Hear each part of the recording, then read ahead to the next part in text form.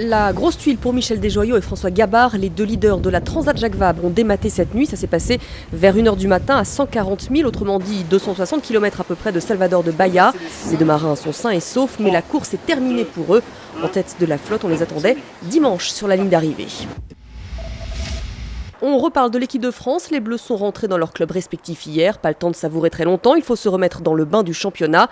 En tout cas, après l'émotion purement sportive pour les Bleus et leurs supporters. Retour sur un terrain plus prosaïque et bienvenue dans le monde des sponsors. Rassurés depuis mardi. Premier récompensé logique de cette qualification, la Fédération française de football. La FIFA prévoit une dotation de 8 millions d'euros pour chaque participant. 30% de la somme est d'ailleurs reversée aux Bleus et au staff.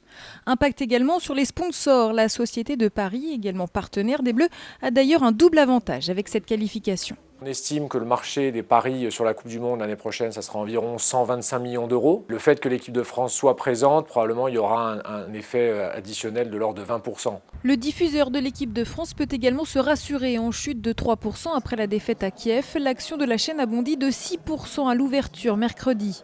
Enfin, conséquence également sur l'économie en général. Les Français vont peut-être déstocker un peu d'épargne pour améliorer le téléviseur.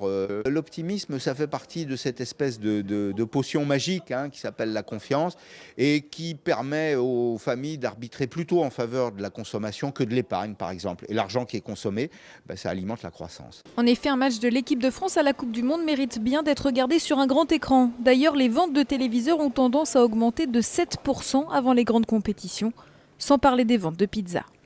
Et avant d'en arriver au 12 juin et au coup d'envoi de la Coupe du Monde, voici les dates clés de l'équipe de France. Match amical le 5 mars contre les Pays-Bas, la fameuse liste des 23 mi-mai et puis plus proche de nous, le 6 décembre, le tirage au sort avec le dernier pays qualifié cette nuit, l'Uruguay de Cavani, match nul 0-0 face à la Jordanie. La Célesté avait gagné le match aller 5-0. Du handball et Dunkerque a fait trembler Kiel, mais pour autant c'est incliné 28-25 en Ligue des Champions. C'était la 6e journée et la 6e défaite pour les nordistes, bon dernier du groupe B.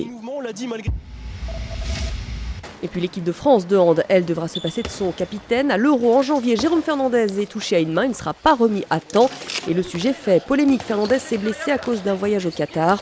Son club de Toulouse l'avait envoyé en représentation pour un tournoi.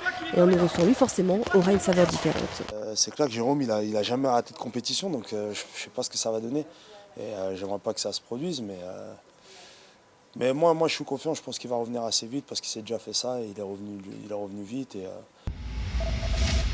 Enfin, le tracé du prochain Dakar a été dévoilé en détail. La course va partir de Rosario en Argentine pour arriver à Valparaiso au Chili. Les organisateurs cette année ont corsé un petit peu les choses. En moyenne, les concurrents auront 50 km de plus à parcourir chaque jour.